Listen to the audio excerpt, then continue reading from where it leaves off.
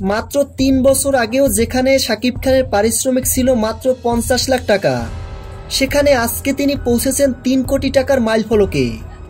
এটাই মেগাস্টার শাকিব খানের স্টারডম।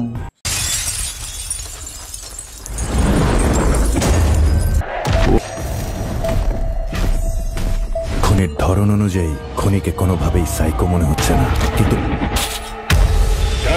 শাকিব খান নিজেকে নিয়ে গেছেন এক অনন্য উচ্চতায়।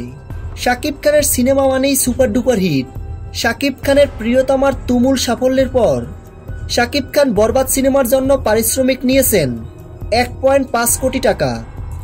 বরবাদ সিনেমাটি শাকিব খানের ক্যারিয়ারের অন্যতম মাইলফলক হয়ে থাকবে। শাকিব খানের বরবাদ সিনেমা এবং তাণ্ডব সিনেমা, এই দুইটি সিনেমা 2 ঈদেই ব্লকবাস্টার হিট। অনেকে বলছেন এটাই শাকিব খানের ক্যারিয়ারের শিখর মুহূর্ত। আর সেই আত্মবিশ্বাসেই এবার পারিশ্রমিকের শিখর ছুঁলেন ঢালিউডের এই 1 নম্বর তারকা।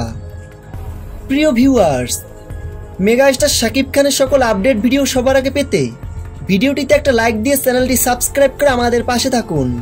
ধন্যবাদ।